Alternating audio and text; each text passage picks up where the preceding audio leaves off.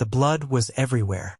Detective Sarah Martinez had seen many crime scenes in her 15 years on the force, but nothing could have prepared her for what she found in Pastor Emmanuel's study that cold October night. The smell hit her first, metallic and thick, mixed with something else she couldn't quite place. Incense, maybe, or fear. She pushed open the heavy wooden door, and her flashlight beam cut through the darkness like a knife. What she saw made her stomach turn and her hand reach instinctively for her radio. Pastor Emmanuel Blackwood knelt in the center of the room, his expensive white shirt now painted crimson. His shoulders shook as he sobbed, his perfectly styled hair hanging loose around his face. But it wasn't the blood on his clothes that made Sarah's breath catch in her throat. It was what lay beside him on the Persian rug. Two small heads, their innocent faces peaceful as if they were sleeping. 7-year-old Timothy and 5-year-old Grace Blackwood. The pastor's own children. Their bodies were nowhere to be seen. "Oh my God," Sarah whispered, her voice barely audible over the sound of sirens growing louder outside. Pastor Emmanuel looked up at her with wild, bloodshot eyes. Tears streamed down his cheeks, mixing with the blood spatters on his face.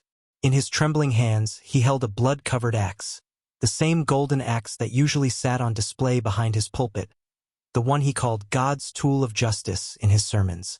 "I had to do it," he whispered, his voice broken and hoarse. They were going to tell everyone about the darkness, about what I really am." Sarah's hand moved slowly toward her gun, but something in the pastor's eyes stopped her. This wasn't the look of a man ready to fight. This was the look of a man whose soul had already died. "Pastor Blackwood," she said carefully, keeping her voice steady even as her heart pounded like a drum, "I need you to put the axe down." He stared at the weapon in his hands as if seeing it for the first time. "I tried to be good," he mumbled. "I tried so hard to be the man they all thought I was. But the darkness, it was always there, waiting, growing stronger every day." The front door of the mansion burst open, and heavy footsteps echoed through the hallway. More officers were arriving, but Sarah kept her eyes locked on the broken man before her. "Where are your wife and daughter Anna?" she asked, though part of her was terrified to hear the answer. A twisted smile crossed the pastor's lips, a smile that would haunt Sarah's dreams for years to come. "Safe," he said. "They're safe from me now. They'll never have to see what I really am." The axe slipped from his fingers and clattered to the floor, the sound echoing through the room like a death knell. Pastor Emmanuel Blackwood, the man who had preached love and salvation to thousands every Sunday, the man whose face graced billboards across the city with the words, "Find hope in Christ," collapsed forward onto his hands. "I loved them," he sobbed. "I loved them more than anything in this world. That's why I had to. That's why." But before he could finish his sentence, more officers flooded into the room. Sarah watched as they surrounded the fallen pastor, their guns drawn and voices shouting commands. In the chaos, one question burned in her mind, a question that would consume her for months to come. How does a man of God become a monster? 6 months earlier, the Gospel Light megachurch was packed to capacity, as it was every Sunday morning. 5,000 seats filled with believers, all eyes focused on the stage where Pastor Emmanuel Blackwood stood like a king addressing his subjects. At 35, he was everything a modern pastor should be. Tall and handsome, with a smile that could melt hearts and a voice that could move mountains. His tailored suits cost more than most people made in a month, and his perfectly white teeth gleamed under the stage lights like pearls. "Family," he called out, his voice booming through the massive sanctuary without need for a microphone. The crowd erupted in cheers and applause. "Are you ready to receive God's blessings today?" The response was deafening. Thousands of voices raised in unison, hands waving in the air like wheat in the wind. From her seat in the front row, Emmanuel's wife Rebecca beamed with pride, their 3 children sitting beside her like perfect little angels. Rebecca Blackwood was a vision herself. Blonde hair that caught the light like spun gold, designer clothes that hugged her slim figure, and a diamond wedding ring so large it could be seen from the back of the church. At 32, She looked like she had stepped off the cover of a magazine, which she often did. Their eldest daughter, Anna, was 9 years old with her mother's golden hair and her father's piercing blue eyes. She sat perfectly still, her hands folded in her lap, a small smile playing on her lips as she watched her daddy command the stage. 7-year-old Timothy was the image of his father, dark hair slicked back, wearing a miniature version of Emmanuel's expensive suit.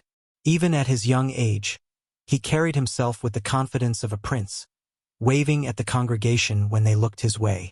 And then there was Grace, the baby of the family at 5 years old. Her dark curls bounced as she clapped along to the music, her gap-toothed grin infectious to everyone around her. She was the apple of her father's eye, the child who could make him smile even on his darkest days.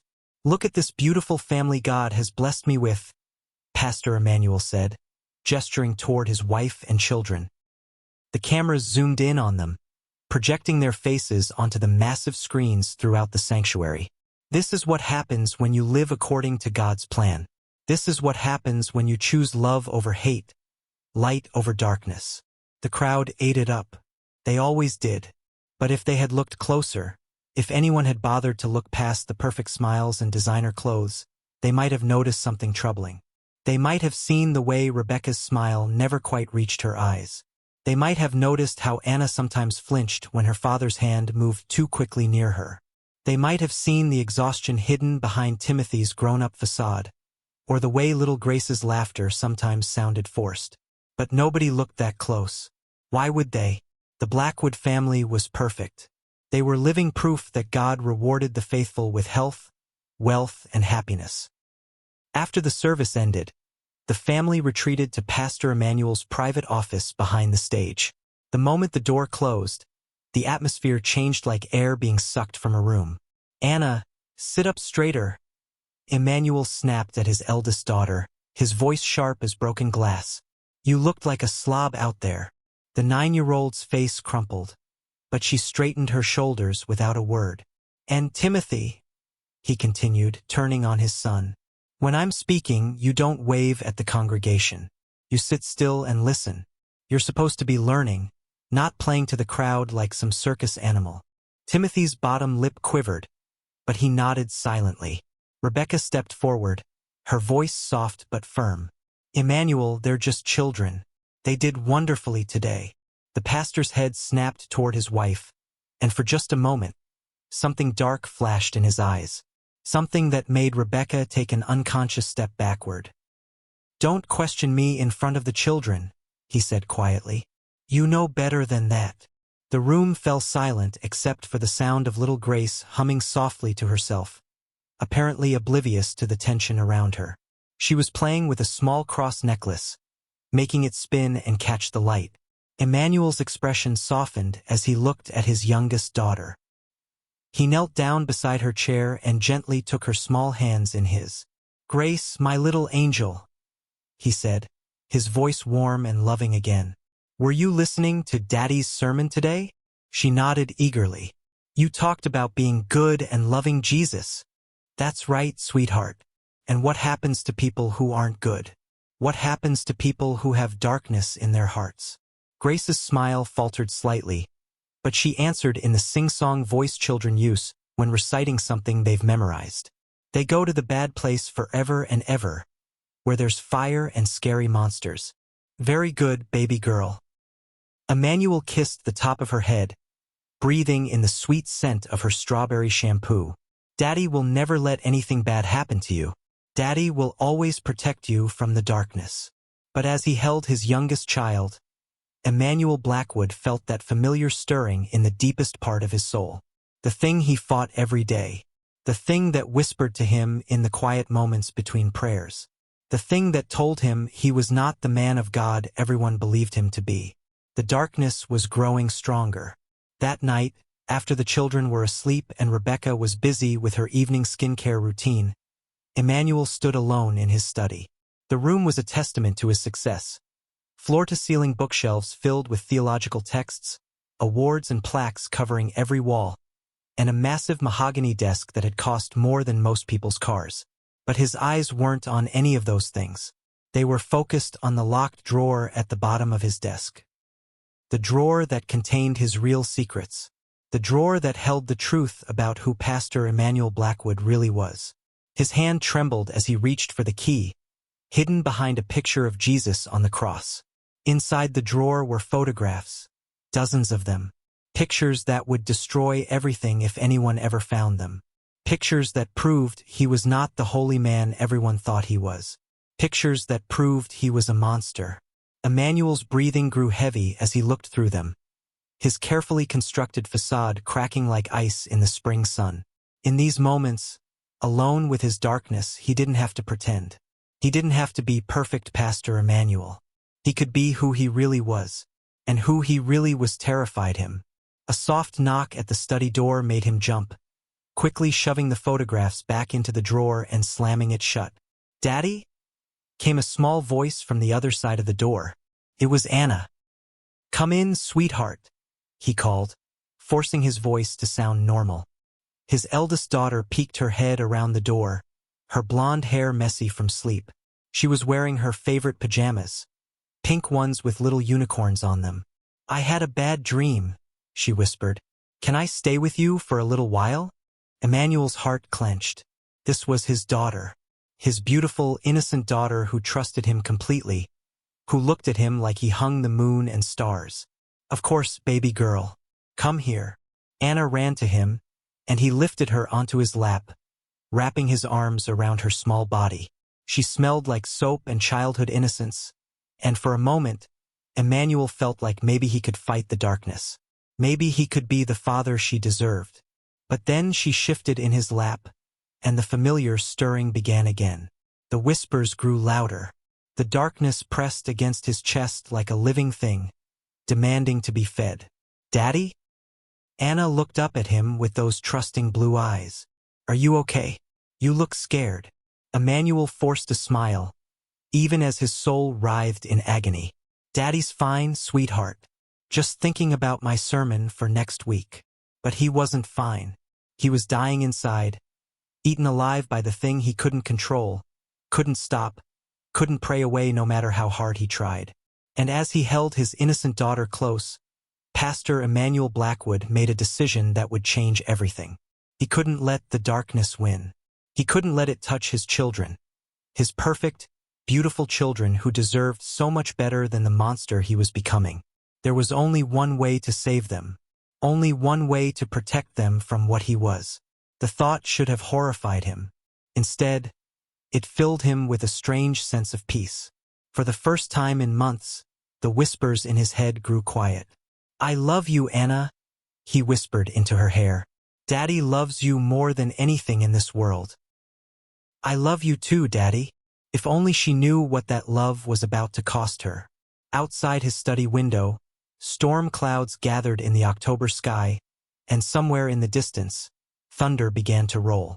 The first drops of rain started to fall, tapping against the glass like fingers trying to get in, or like souls trying to get out. 3 months earlier, the Blackwood mansion sparkled like a jewel in the morning sunlight. Every blade of grass on the perfectly manicured lawn was exactly the right height. Every flower in Rebecca's prize-winning garden bloomed in perfect harmony. Even the white picket fence looked like it had been painted just yesterday. To anyone driving by, it looked like paradise on earth. Inside the house, Rebecca Blackwood stood in her gleaming kitchen, preparing breakfast for her family. The marble countertops reflected the morning light streaming through spotless windows, and the smell of fresh coffee mixed with the scent of homemade pancakes. She hummed quietly to herself as she worked, the same hymn they had sung in church the day before. Amazing Grace had always been her favorite, ever since she was a little girl sitting in the pews next to her grandmother. But her humming stopped when she heard footsteps on the stairs. Heavy, deliberate footsteps that made her heart skip a beat. Emmanuel appeared in the doorway, already dressed in one of his expensive suits. His hair was perfect, his shoes shined to mirror brightness, and his smile was the same one that had made her fall in love with him 12 years ago. "Good morning, beautiful," he said, walking over to kiss her cheek. "You look lovely today." Rebecca forced a smile, even though she could smell something strange on his breath. something metallic and wrong. "Thank you, honey. I made your favorite pancakes." "You're such a good wife," Emmanuel said, but there was something in his voice that made her skin crawl. "Where are the children?" "Getting ready for school. Anna's helping Grace with her hair, and Timothy's brushing his teeth." Emmanuel nodded, pouring himself a cup of coffee. As he lifted the mug to his lips, Rebecca noticed something that made her blood run cold. There was dried blood under his fingernails. "Emmanuel," she said carefully, "did you hurt yourself? You have some blood." Her husband looked down at his hands, and for just a moment, his perfect mask slipped. She saw something in his eyes that terrified her. Something wild and hungry and completely inhuman. But then the mask was back, and he was smiling again. "Oh, that," he laughed. "I was working on my sermon late last night and got a paper cut. You know how sharp those Bible pages can be." It was a lie. Rebecca knew it was a lie because she had been married to Emmanuel long enough to know all his tells. The way his left eye twitched when he wasn't telling the truth. The way his voice got just a little too cheerful. The way he touched his wedding ring with his thumb. But she also knew better than to push him when he was in one of his moods. "Of course," she said, turning back to the stove. "Silly me." The sound of children's laughter echoed from upstairs, and Emmanuel's head tilted like a dog hearing a whistle. That same hungry look flickered in his eyes again. "I should go say good morning to my angels," he said, setting down his coffee cup. "They'll be down in a minute," Rebecca said quickly. "Why don't you eat first? The pancakes are getting cold." But Emmanuel was already walking toward the stairs, his movements somehow different than usual. More predatory, like a wolf stalking through the forest. Rebecca's hands trembled as she gripped the spatula. Something was wrong. Something had been wrong for months now, but she had been too scared to admit it to herself. Her perfect husband, the man who preached about love and kindness every Sunday, was changing into something she didn't recognize. Upstairs, Anna was braiding 5-year-old Grace's dark curls when she heard their father's footsteps in the hallway. Her small hands froze, and Grace looked up at her with confused eyes. "What's wrong, Anna?" Grace asked in her sweet little voice. "Nothing, baby," Anna whispered, but her heart was pounding like a drum in her chest. "Just be very quiet, okay?" The footsteps stopped outside their bedroom door. Anna held her breath, counting the seconds in her head.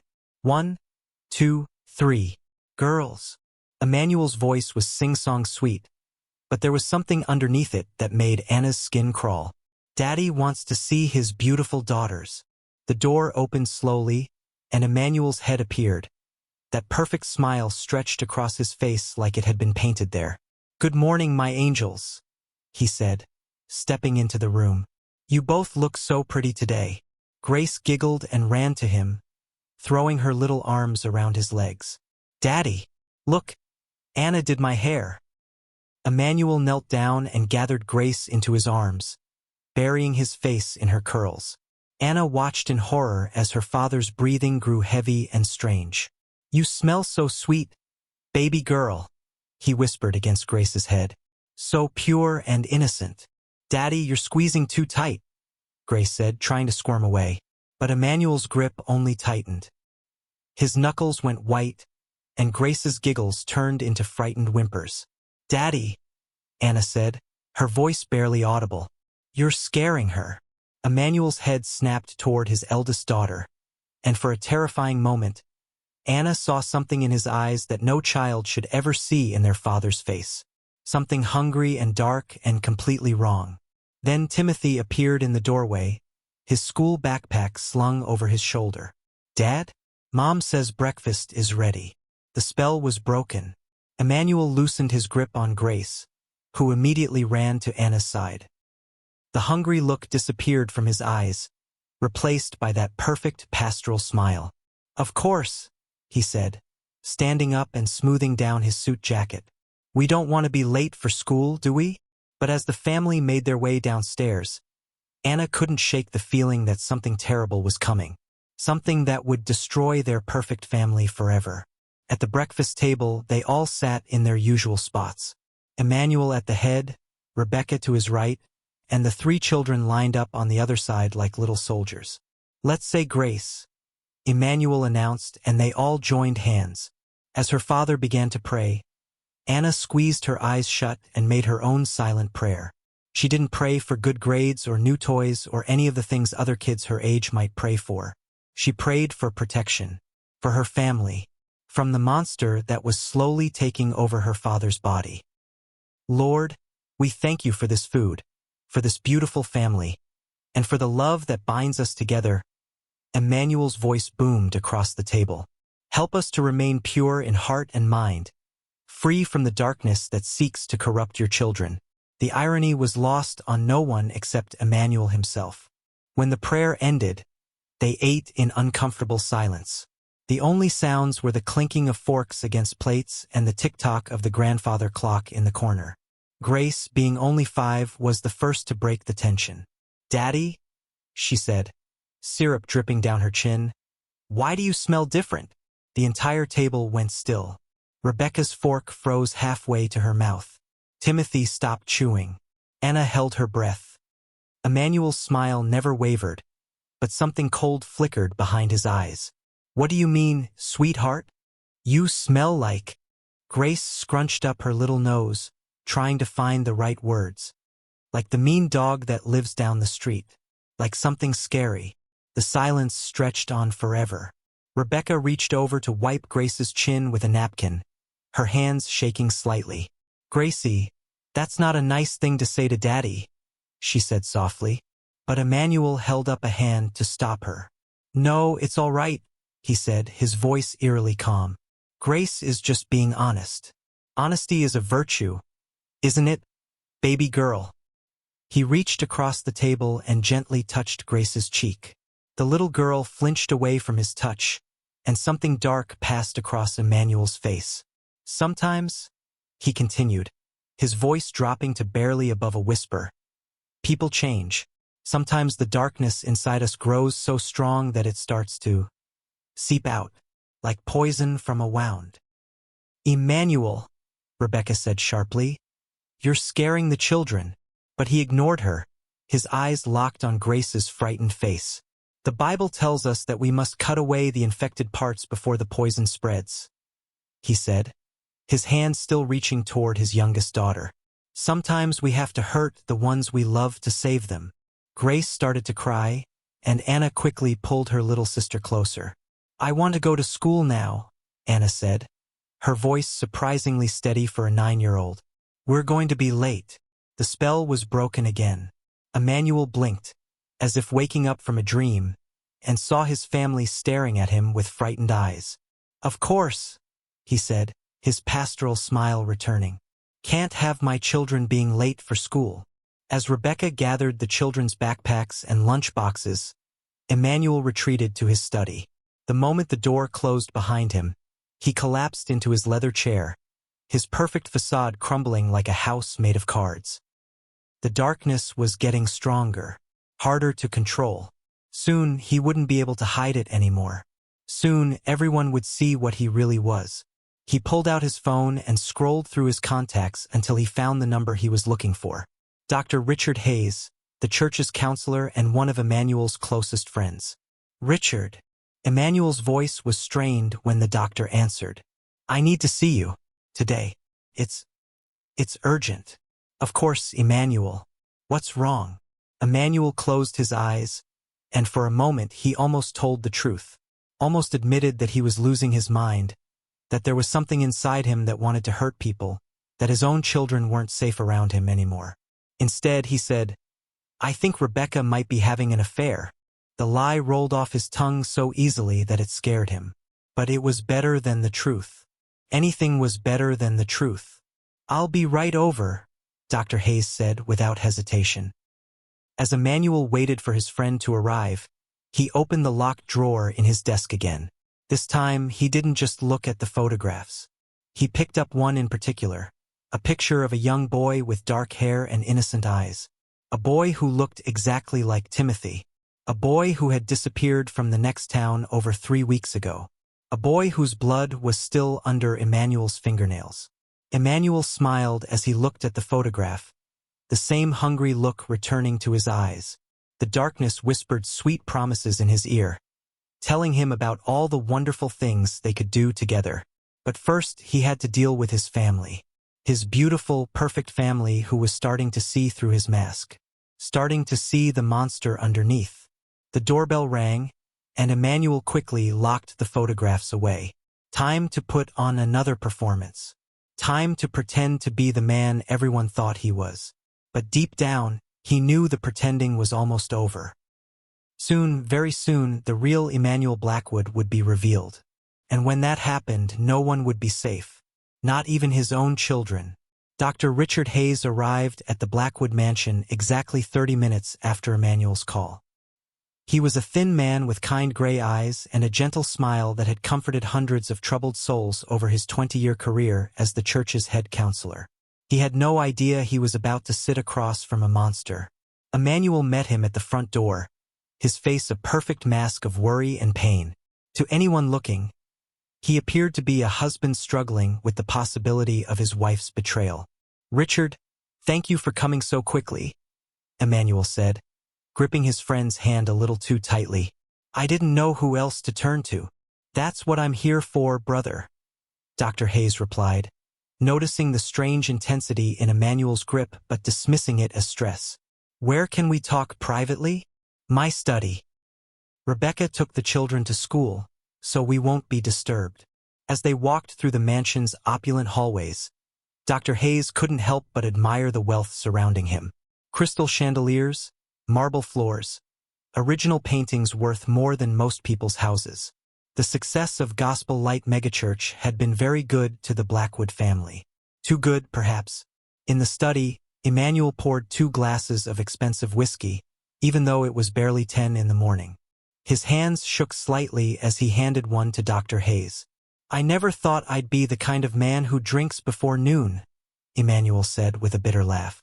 "But then again, I never thought my wife would do what she's doing." Dr. Hayes set his glass down untouched and leaned forward in his chair. "Emmanuel, tell me what's been happening.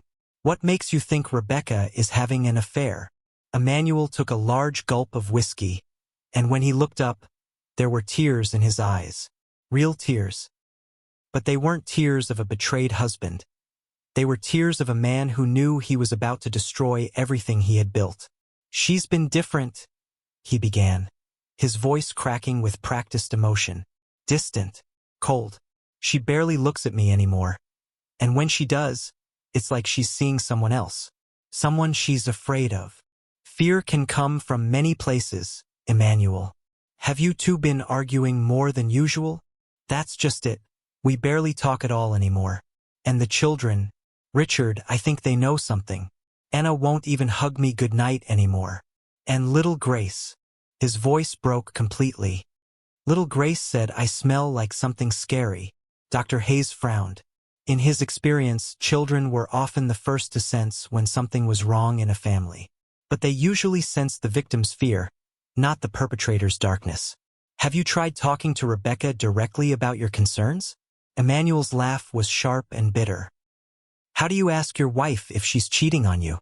How do you accuse the mother of your children of destroying your family? You don't accuse. You express your feelings and create space for honest conversation." But Emmanuel wasn't listening anymore. He was staring out the window, his eyes unfocused, as if he was seeing something Dr. Hayes couldn't see. "Sometimes I wonder if it would be better," Emmanuel said quietly, "if they were all just gone." The words hung in the air like poison gas. Dr. Hayes felt a chill run down his spine. "Emmanuel, what do you mean by that?" Emmanuel snapped back to attention, that perfect pastoral smile sliding back into place. "I mean, if Rebecca took the children and left, if she found someone who could make her happy, someone who didn't have my problems." "What problems are those?"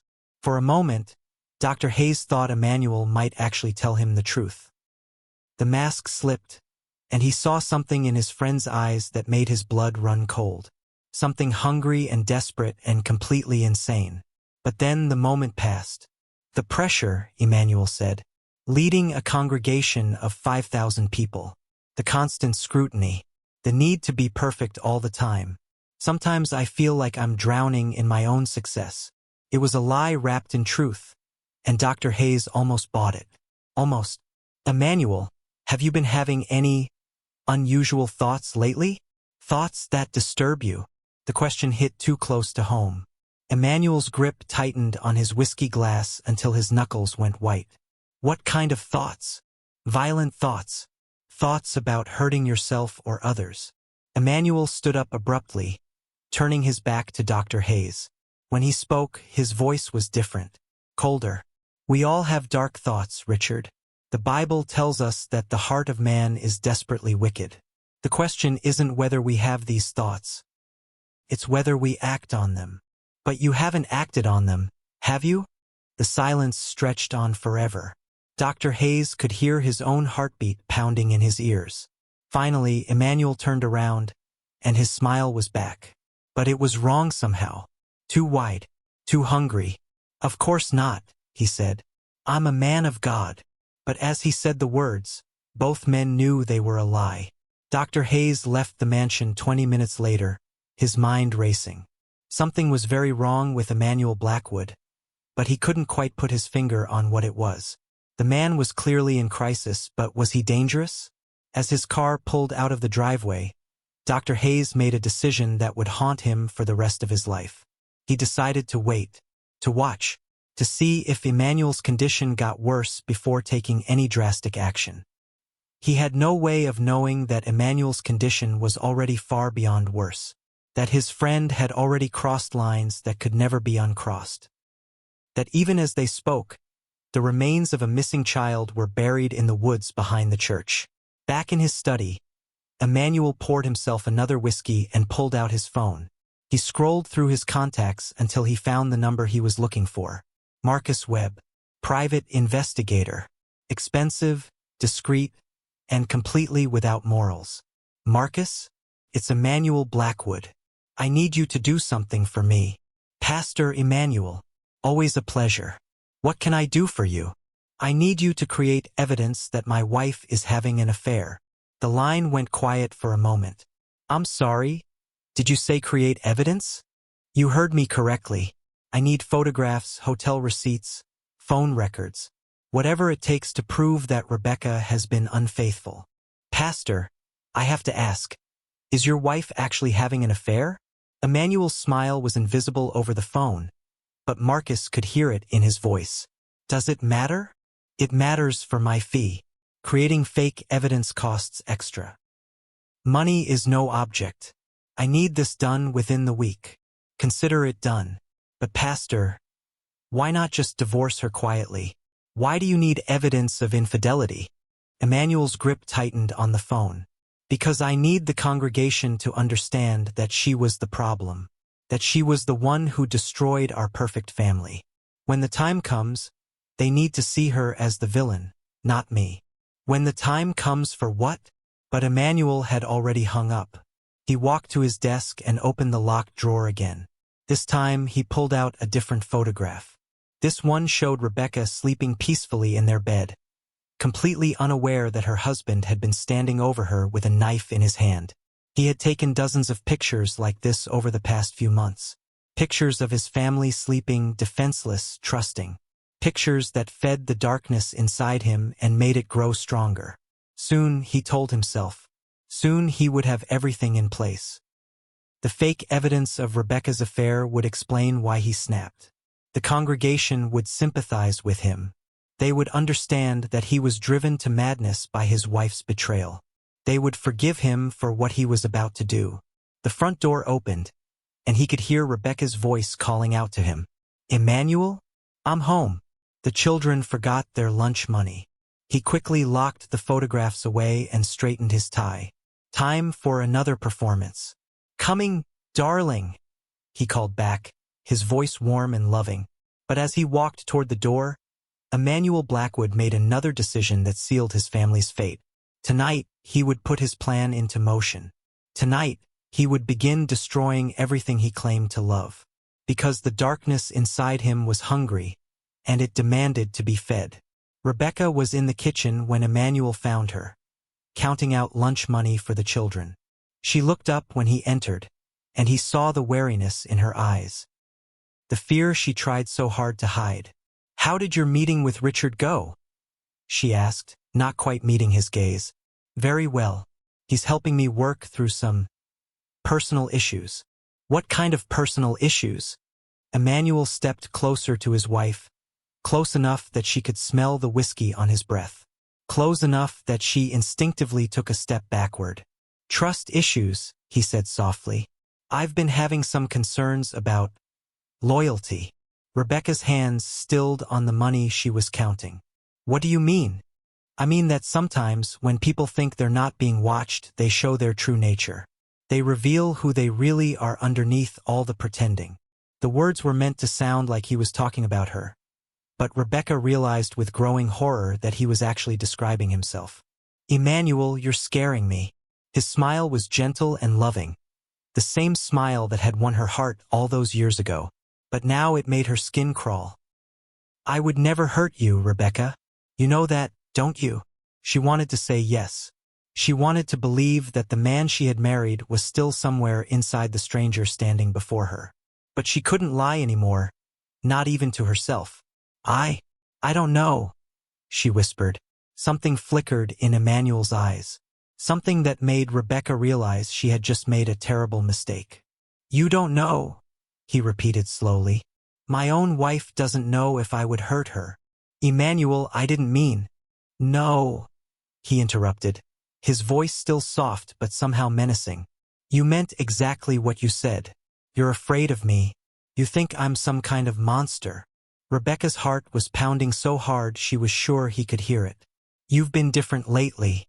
Angry. Distant. The children are afraid too." "The children?" Emmanuel's smile widened, but it never reached his eyes. "Yes, let's talk about the children. About how they flinch when I touch them. About how they whisper to each other when they think I'm not listening. About how they're starting to see the real me." "What are you talking about?" But Emmanuel was already walking away, heading back toward his study. "Don't wait up for me tonight," he called over his shoulder. "I have some church business to take care of." Rebecca stood alone in the kitchen, money scattered on the counter, her whole body shaking with fear. For the first time in her marriage, she found herself wondering if her husband was planning to kill her. She had no way of knowing that she was wrong.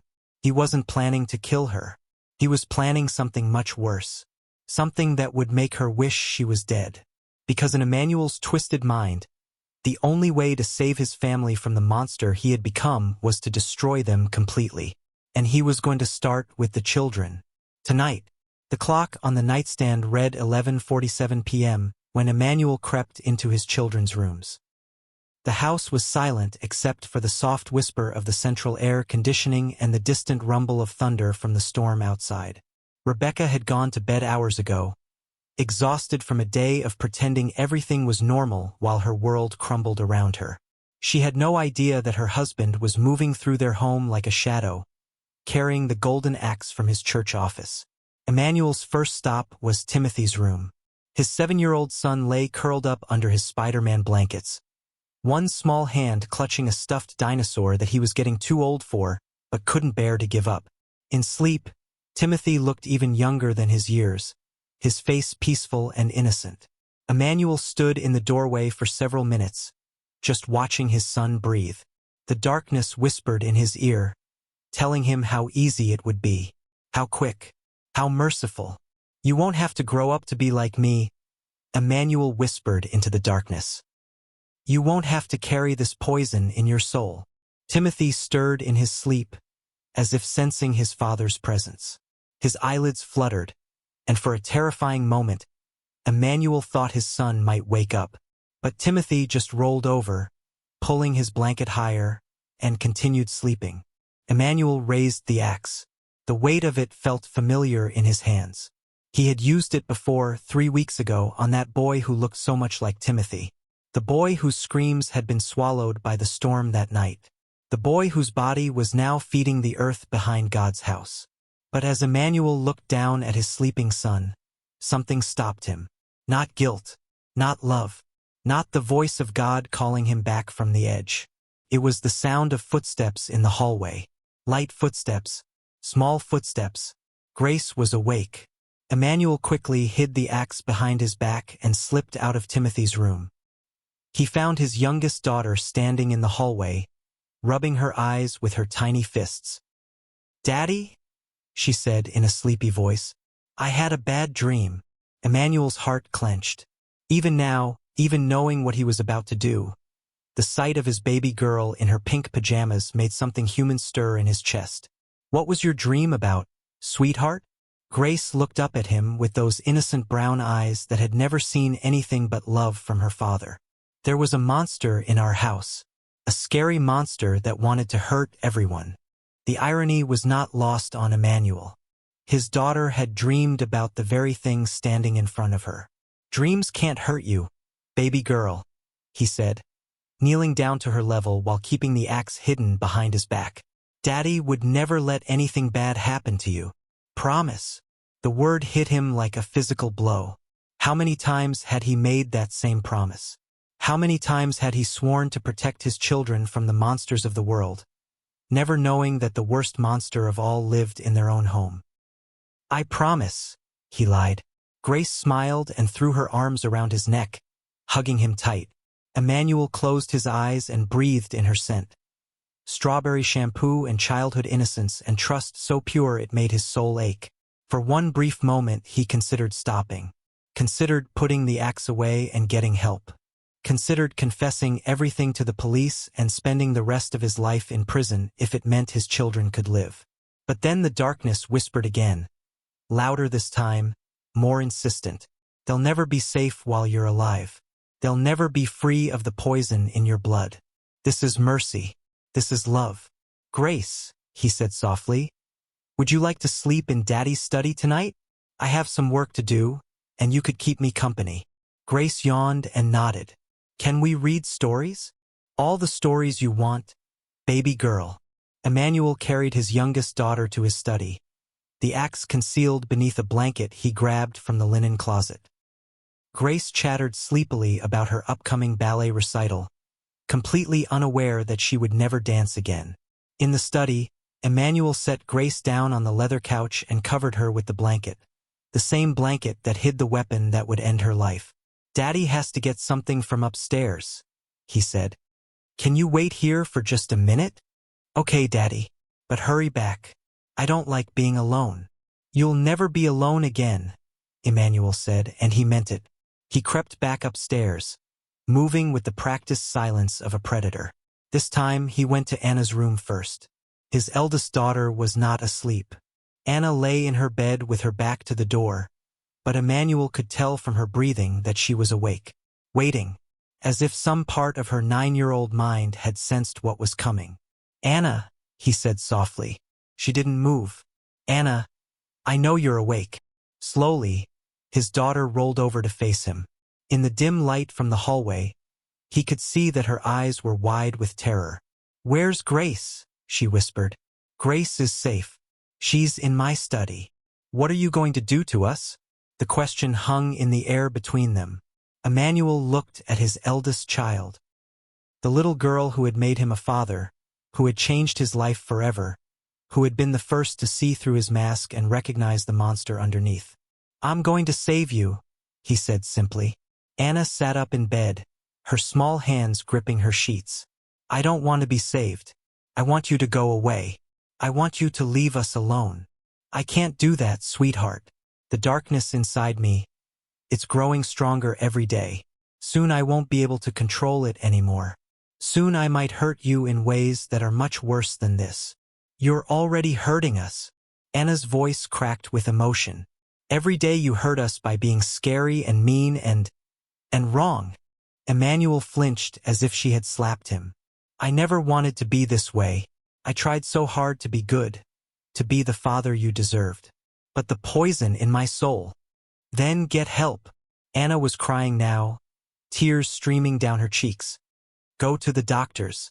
Go away and get better. There is no getting better from what I am." Emmanuel reached under the blanket and pulled out the golden axe. Anna's eyes went wide with horror. "Please," she whispered. "Please don't." Close your eyes, baby girl. It will be over quickly. But Anna didn't close her eyes. Instead, she did something that Emmanuel never expected.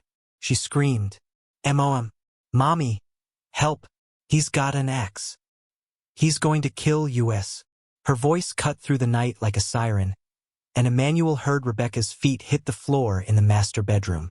"Shut up," Emmanuel hissed, raising the axe. "You'll wake Timothy. Timothy, run. Get out of the house. Daddy's trying to kill us." The sound of doors slamming open echoed through the house. Timothy's confused voice calling out. Rebecca screaming Anna's name. Emmanuel's perfect plan was falling apart. In a rage, he brought the axe down toward Anna's bed, but she rolled away at the last second. The blade buried itself in her mattress, missing her head by inches. Anna scrambled off the bed and ran for the door, but Emmanuel caught her by her nightgown. "You stupid little girl," he snarled, all pretense of loving father gone now. "You've ruined everything." He raised the axe again, but before he could strike, Rebecca burst into the room. "Anna!" she screamed, throwing herself between her daughter and her husband. The axe caught Rebecca in the shoulder, sending her spinning to the floor. Blood splattered across Anna's face as her mother collapsed. "Mommy!" Anna dropped to her knees beside Rebecca, pressing her small hands against the wound. Emmanuel stood over his fallen wife, the axe dripping red in his hands. For a moment, the sight of Rebecca's blood seemed to snap him back to reality. "Oh God!" he whispered. "Oh God! What have I done?" But the moment of clarity didn't last. The darkness surged back, stronger than ever, fed by the taste of blood. "Now look what you made me do," he said to Anna, his voice cold and empty. "I didn't want to hurt Mommy. This is your fault." Timothy appeared in the doorway, his dinosaur still clutched in his hand. He took one look at the scene. His mother bleeding on the floor, his sister covered in blood, his father holding a bloody axe, and his 7-year-old mind simply couldn't process it. "Daddy?" he said in a small, confused voice. "What's happening?" Emmanuel turned toward his son, and Timothy saw something in his father's eyes that would haunt his nightmares forever, if he lived long enough to have nightmares. "Timothy," Emmanuel said gently, as if they were having a normal conversation, "go downstairs to my study. Grace is waiting for you there." "But Mommy's bleeding." "Mommy will be fine. Go to Grace. Now." Timothy looked at his sister, who was still trying to stop their mother's bleeding. Anna looked up at him with terror-filled eyes. "Run, Timothy," she whispered. "Run away and call for help." But Timothy was only 7 years old, and this was his father. The man who had taught him to ride a bike and helped him with his homework and told him bedtime stories about brave knights and noble kings. He couldn't understand that sometimes the person who's supposed to protect you is the person you need protection from. So Timothy did what his father told him to do. He went downstairs to the study, where Grace was waiting, where Emmanuel would complete his twisted act of love. Behind him, Anna held her unconscious mother and whispered desperate prayers to a God who seemed to have abandoned them all. The storm outside grew stronger, as if nature itself was mourning what was about to happen in the house on Maple Street. Lightning flashed, illuminating the scene like a photograph from hell. And in his study, surrounded by his theology books and awards and symbols of divine authority, Pastor Emmanuel Blackwood prepared to murder his own children. Because in his diseased mind, killing them was the only way to save them. The only way to protect them from becoming like him. The only way to keep the darkness from spreading. But as he looked at Timothy and Grace, his son clutching his dinosaur, his daughter rubbing her sleepy eyes, Emmanuel Blackwood made one final, terrible discovery. The darkness wasn't something that had infected him. The darkness was who he had always been. And his children deserved so much better than a monster for a father. Even if he had to kill them to give it to them. In his study, Emmanuel found Timothy and Grace sitting together on the leather couch. Timothy had his arm around his little sister, trying to comfort her even though he didn't understand what was happening. "Daddy," Grace said when she saw him enter with the bloody axe. "Why is there red on your tool?" Emmanuel closed the door behind him and turned the lock. The sound echoed through the room like a coffin being sealed. "Sometimes," he said, his voice eerily calm, "we have to use tools to fix things that are broken." Timothy's grip tightened on his stuffed dinosaur. "Is Mommy broken?" She was making scary noises upstairs. "Mommy will be fine, son. But you and Grace, you're both broken in ways you don't understand yet. And Daddy has to fix you before the breaking gets worse." Grace tilted her head, confused. "I don't feel broken." Emmanuel knelt down in front of his children, the axe resting across his knees.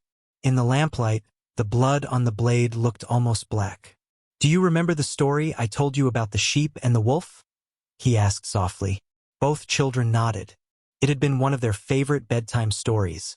A tale about a shepherd who loved his sheep so much that he would do anything to protect them from the wolf that prowled in the darkness. What did the shepherd do when he realized the wolf had gotten into his flock? "He fought the wolf," Timothy answered, reciting the story they had heard dozens of times.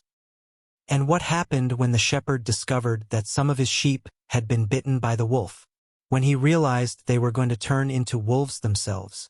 Grace's eyes grew wide. He had to put them to sleep forever, to keep them from hurting the other sheep." "That's right, baby girl. Sometimes love means making the hardest choice of all." Emmanuel stood up, raising the axe above his head. The golden blade caught the light from the desk lamp, casting dancing shadows on the walls. "I am the shepherd," he said, his voice growing stronger, more confident, as if he were delivering a sermon from his pulpit. "And you are my beloved sheep. And the wolf is the darkness that lives inside me. The darkness that I've already passed on to you." "Daddy, you're scaring us?" Timothy whispered, pulling Grace closer. "I don't want you to be scared, son. I want you to understand that everything I'm about to do comes from love. Perfect, pure, sacrificial love." Emmanuel raised the axe higher, and both children began to cry. "Close your eyes," he commanded. "Close your eyes and think about heaven. Think about the angels and the golden streets and Jesus waiting for you with open arms." But the children didn't close their eyes. They stared up at their father, the man who had read them bedtime stories and kissed their scraped knees and taught them to pray, and saw nothing but madness looking back at them. "Please don't hurt us," Grace whimpered. "We'll be good. We promise we'll be good." "You are good," Emmanuel said, tears streaming down his own face now. "You're perfect and beautiful and innocent. That's why I have to do this, to keep you that way forever." He brought the axe down with all his strength. But at the last second, something made him hesitate. A sound from upstairs. Anna's voice, weak but determined, calling out, "Help! Someone help us! He's going to kill Timothy and Grace." Emmanuel's concentration broke. The axe swung wide, missing the children but embedding itself deep in the arm of the leather couch, inches from Grace's head. The little girl screamed and threw herself off the couch, running for the door. Timothy followed, his dinosaur forgotten on the blood-stained cushions. But the door was locked, and Emmanuel was already pulling the axe free. "You can't run from what you are," he said, advancing on his terrified children. "You can't run from the poison in your blood." Timothy pressed himself against the door, shielding Grace with his small body. "We don't have poison, Daddy. We're just kids." "You have my blood," Emmanuel snarled, "and my blood is cursed. You'll grow up to be like me, pretending to be good while darkness eats you alive from the inside. You'll hurt people. You'll destroy everything you touch." "No." Timothy's voice cracked with the strain of trying to be brave. "We're not like you. We don't want to hurt anybody." Emmanuel raised the axe again, but this time, Grace did something that stopped him cold. She began to sing. "Jesus loves me. This I know, for the Bible tells me so." Her sweet, innocent voice filled the study, cutting through Emmanuel's rage like sunlight through storm clouds. Timothy joined in, his voice shaking but determined. "Little ones to him belong. They are weak, but he is strong." Emmanuel stood frozen, the axe trembling in his hands. This was the song he had taught them, the first hymn they had ever learned, the song they sang every night before bed. Yes, Jesus loves me. Yes, Jesus loves me. Yes, Jesus loves me. The Bible tells me so. For a moment, just one brief, shining moment, Pastor Emmanuel Blackwood remembered who he used to be. Before the darkness, before the hunger, before the poison had consumed his soul completely.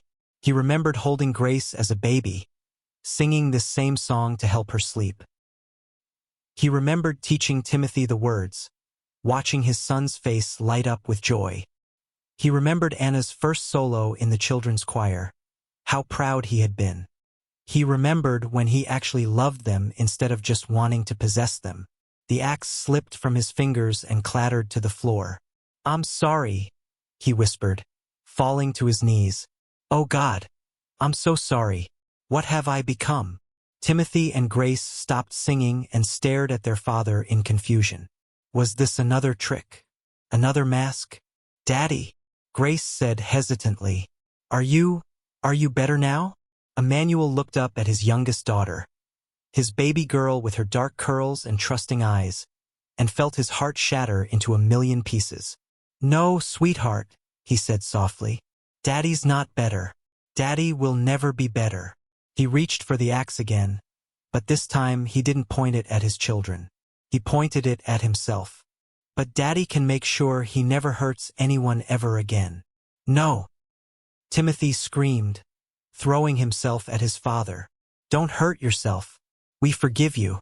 We still love you." The 7-year-old boy wrapped his arms around Emmanuel's waist, and Grace followed suit, both children clinging to the man who had just tried to murder them, because that's what children do. They love unconditionally, even when that love isn't deserved, even when that love might destroy them. Emmanuel held his children close, breathing in their scent one last time. "I love you too," he whispered, "more than my own life. That's why I have to." The study door exploded inward. Police officers flooded the room, their guns drawn and voices shouting commands. Detective Sarah Martinez was the first one through the door, and she took in the scene with experienced eyes. The bloody axe on the floor, the terrified children clinging to their father, the man kneeling in the center of it all like he was praying. "Drop the weapon," Martinez shouted, even though Emmanuel's hands were empty. "It's over," Emmanuel said quietly, not to the police but to himself. "It's finally over." He gently pushed his children away from him and placed his hands behind his head. "Timothy, Grace, go to the nice police officers.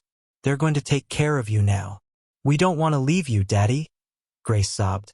"You have to, baby girl. Daddy did some very bad things.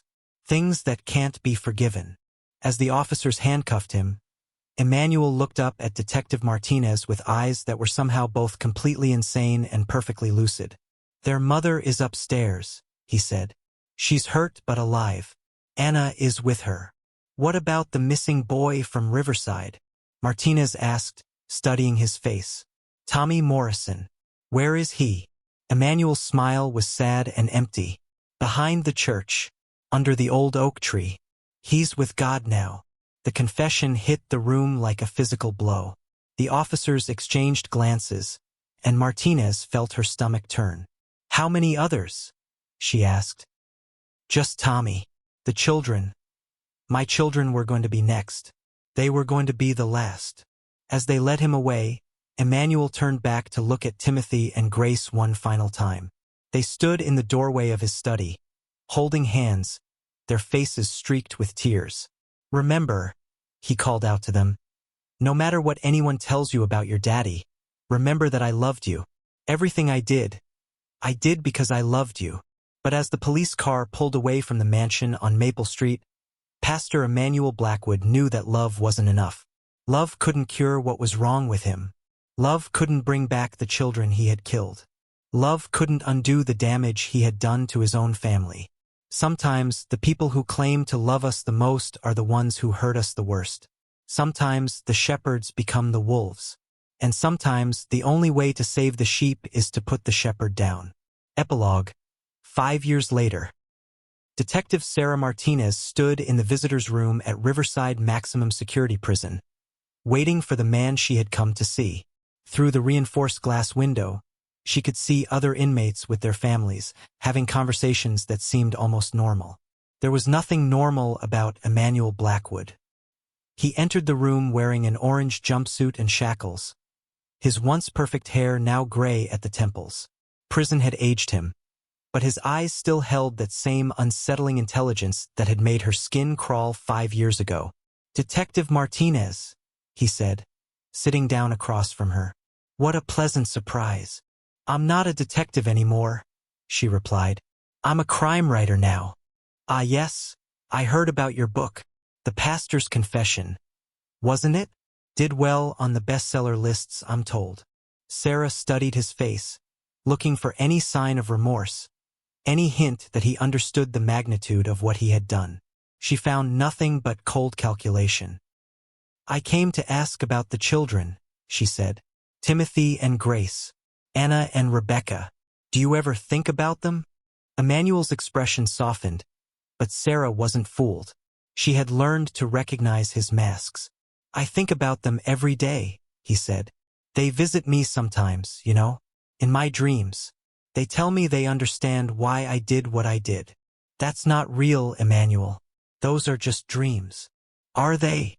His smile was the same one that had charmed thousands of congregants. "How do you know what's real and what isn't? How do you know that everything we think we understand about love and family and salvation isn't just another kind of dream?"